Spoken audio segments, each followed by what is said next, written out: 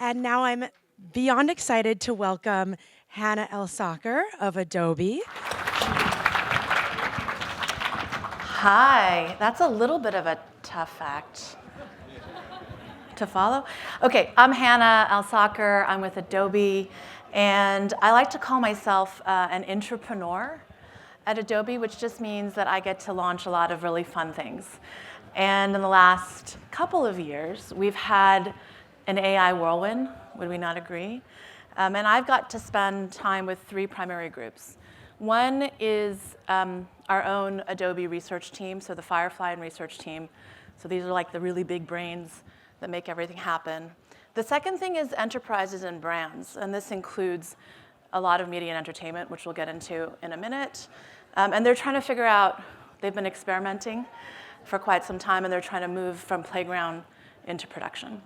And the third group is, I think, a lot of our people, which is the creative and marketing teams, right? They're really the ones on the front line trying to make all these things happen. So it's given me a really unique perspective on where we are in the evolution of human creativity in the land of AI.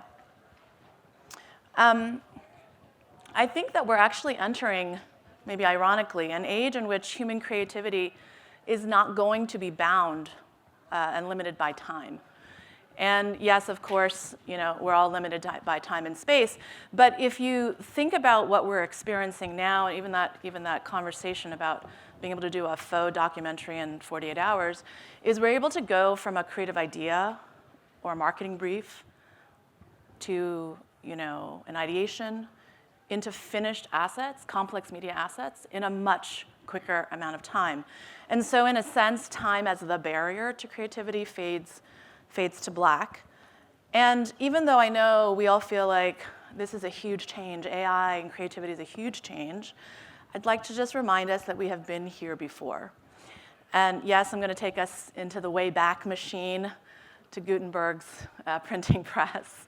Right? If you think about tectonic shifts at the intersection of creativity and technology, they're not always first embraced with a lot of love. Before Gutenberg, right, learning was actually confined to the monasteries. And at this point, when the printed word and the printed image can reach more people, you basically had the beginning of the Renaissance. Yeah? The second example, and I'll just give you two more, is the camera. 1800s, I think there was a famous French painter who at that time declared, painting is completely dead. And again, we know that not to be true.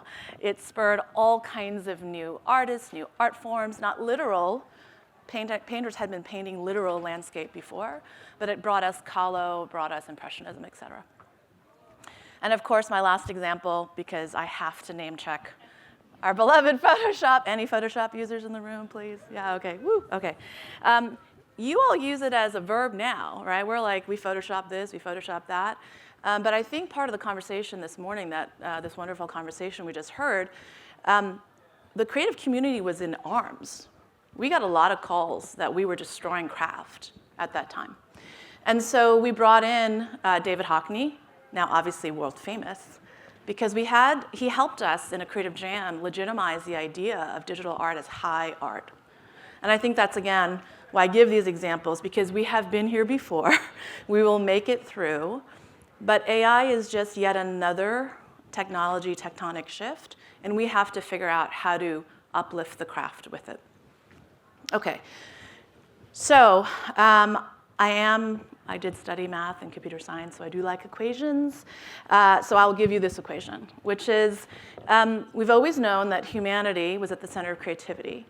And I'd like us to posit that to the power of AI leads us to unlimited possibilities. Okay? We're raising it to the bar of unlimited possibilities. And of course, I did say we were not limited by time, but I think Danny has limited me by time. So I will only take you through two. One is personalization for all our marketing friends. We've been talking about personalization at scale for a decade. And second, which I'm super excited about since we're here in LA, is around world building for franchises. So let's start with personalization. The first thing is, if anybody is a marketer or works in marketing operations or in the CMO's office, you've probably spent the last decade putting in the MarTech stack, a CDP, these words may sound, familiar to you. Journey optimizers, trying to reach each of us in a personalized way at the right time, analytics on us. But what you came to realize once you put the pipes in place is that you didn't have enough content, right? Content is what fuels growth. And we talked about the attention economy or the intention economy or trying to be authentic, but most of your CFOs have probably told you you're on a flat budget to do that. Okay, so you need fresh content. Again, I like math, so more numbers. This is the combinatorics math problem that I call it. Let's just imagine you only had 8 products or 8 franchises or 8 characters or whatever 8 you want, and you only had to do 12 refreshes a year, right? At the speed of social, we do at least 3 refreshes a week. This problem becomes in the millions and millions, and this is where the math doesn't work out, right? Unless you have access to responsible AI. Okay, so I don't want to depress everyone, so I will give you what people are doing right now. And these are the 4 use cases that if you're not doing and you're trying to reach audience, you probably should be thinking about doing because they have ROI on engagement. Localizing. So again, we'll get into this, but you probably only support the top 3 markets because that's all you can afford to do. But wouldn't it be great if responsible AI can help you take yourself into 13 languages, to 30 countries, in all the right aspect ratios? Thinking about new experiences, which we'll go into a second, the Gatorade bottle. Again, AI is going to open up the ability for us as consumers to drive the brand. Whether it's in UGC, whether we get to finish the clip and the frame, or we get to design the bottle, this is a new experience that I think we will all enjoy. Okay, so let's just look at 3 quick examples. One, when we're trying to reach audience, and your post people will love this, is like, okay, we shot in one aspect, and now I'm going to crop it. So I'll do the bad crop, right? And I've lost the action, I've lost the product in frame, and that's terrible. But now AI, and we have this at Adobe, which you can do in a click of a button, instead of rekeying frame by frame, you can preserve the action of the product, you can reframe, and it's called intelligent crop, right? It's funny when I have post people in the room or finishers, like they're clapping for this one because they realize how much time that they could save. So this is one about reaching audience, right?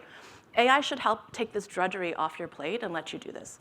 The second one, I mentioned Gatorade. So if you talk to Javi, who runs athletics, the athletic commerce and merch, he calls this is like the badge of the athlete. And if you have any athletes, I have 2 swimmers in my family, my kids, they all love this bottle. It's all lined up on the edge of the pool. And now what they did with us was they said, great, what if we could take the idea of personalization to AI? I'm going to let each person design their own bottle.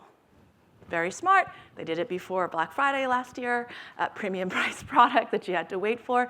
But if you want a bunny swimming in a pool, you can have one. It respects the bolt, it respects the design parameters that were designed by designers, but it really puts you in control of the brand. I think this is a really exciting kind of new engagement. There's other applications, obviously, in social you could take this to. And then I did talk about localization. I'll just give you, our CEO likes to tell us to drink our own champagne as far as products go. Our Black Friday campaign is our biggest of the year. We used to take 20 weeks because we have to hit 30 markets and numbers of languages. And so we shrunk that whole process using AI. You can see all the aspect ratios, right to left to right languages. And again, taking the drudgery of some of this work in order for you to reach more of your audience is a really big unlock that AI can do for you right now. Okay, so what's the implication of that first possibility? It's really, again, a little bit like the onus is on us. If you want to be an effective brand, it's not just putting more out. More is not more in the market. It's about breaking through. And so redefine what fandom means. Redefine what brand means to your consumers and let them drive the brand using AI. Most effective brands will probably be producing 10 times more high-quality, engaging assets for us to engage in. Okay, the second idea I'm super excited about is around world building. And if you think about, if you've played with any off-the-shelf models, you can do a little customization on the edge, but eventually it kind of loses the plot, right? It loses the storyline of your brand. In this particular case, what you need is tens of thousands of assets, whether they're 3D, vector, audio, image, video, et cetera, and you really need some smart AI PhDs probably to help you with this. Why I'm excited about talking about it in LA is a lot of the people who've been calling me about world building are from media. And you may not know Adobe's history. We have ourselves won technical Oscars. We have also won Emmys in the space. We are behind a lot of the award-winning films, whether it's an edit or Best Picture or VFX. So we've been here, and this is why I think as a trusted provider of responsible AI, we're getting a lot of phone calls from talent, from directors, and from large studio houses. Okay, and I like to say it's good. I'm glad we're having these kind of conversations because AI really could have used a better PR agent back in 2023 when it launched. The idea of the world model is that first, if you've used our model, Firefly, the way we trained our initial base models, every piece of data that went in was licensed by us. That means a creator gave permission. They were likely paid and compensated in the process. That was very important to us because our entire heritage is around the creative community. So the base models do not know your brand. We consider that a feature, not a bug, but it's very limiting if you are a brand. So last year, we also brought to market something called custom models. Custom models lets you lightly tune for images, one concept at a time. But again, if you're working in large brands with lots of SKUs, if you're working in media with lots of franchises and characters, you actually need something more. And that's where we get into Foundry. Foundry is our way of taking our commercially safe, responsible AI models, we reopen them surgically, we bring in the IP that you have license to, and we'll retrain that for you. In the end, what you get is something protected that's only for your use, but understands your entire world, the motion paths, the characters, how everything moves and physics in that world, and that's for your use only. So this is pretty cool, big unlock. I'll play a little sizzle because video is worth a million words. The demand for digital content is exploding. Creatives need faster, smarter ways to bring bold stories to life. Brands and franchises need a constant stream of fresh content to reach global audiences. Generative AI is unlocking new opportunities across the content supply chain. Adobe Firefly Foundry starts with Firefly's commercially safe models, trained on hundreds of millions of licensed assets. Then it incorporates your own IP, images, video, 3D, and audio to create a custom Firefly Foundry model just for you. Adobe never uses your IP anywhere else. All output and models stay exclusively for your organization to use. Governance and access control is managed by you. With your Firefly Foundry models, you can generate new content based on your IP and aligned to your brand. This means that you can quickly explore new characters, franchise mashups, remix narratives, and campaigns. You can also create production-ready content faster than ever and deliver it across platforms and channels. Firefly Foundry models work seamlessly in Adobe apps and workflows, and with your existing production tools, so your brands and franchises can scale with speed and consistency. Firefly Foundry, bringing Adobe's unique expertise in creativity, marketing, and AI to your enterprise to create branded content at scale. So that's an open source project from Blender that was out there, on YouTube. So that's what we've used. You only needed about 13 minutes of video in order to train. Hey, Tom. The models for use here. And what you saw is not just the inputs, but you saw when you start to prompt this model that understands your world, you basically get on-brand assets, but you also get camera control, which is really fun, right? There's emotion, there's a lot of other aspects to it. Okay, in the last minute or two, I also wanted to bring you some sneaky sneaks from our research team. We have like 200 researchers who have been working on AI for a really long time. And so I'll just show you three quick things. One is in the aspect of generative 3D. And so anybody who's a 3D artist knows there is a lot of math involved in doing 3D models and bringing them into production for video, for instance. In this case, if you can see the prompts, like you're able to prompt a 3D model in minutes, right? This is like a huge, incredible breakthrough. Look at the detail, and now you can imagine if you're developing a character or something in animation, you can really get a full sense of that. The other one is around Gaussian splat. And so G-Splat's a newer technology.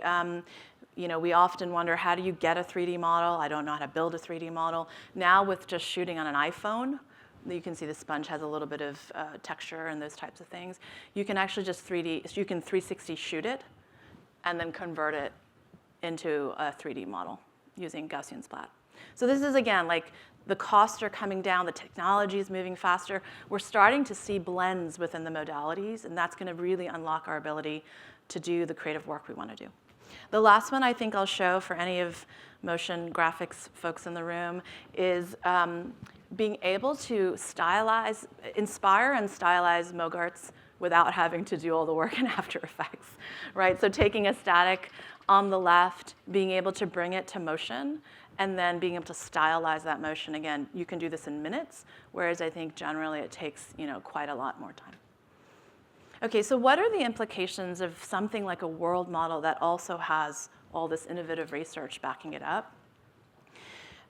It will take us much less time to go from initial idea to finished product. And I think that's a huge win for everyone because we have so many ideas that we just don't have time to develop. And so just in closing, as we've talked about, time becomes less of a barrier. The gatekeepers become less of a barrier, right? Because you can do things with less budget and less money. And as those limitations fade, more ideas flourish. And I love the stories that we heard this morning, which is anything that you think that might have been previously trapped in your sketchbook can be brought to life. So we will, in the end, see many more beautiful films, creative campaigns, artwork being brought to life because of the use of responsible AI. So thank you very much for your time. Enjoy the glorious day here, and we'll talk to you soon.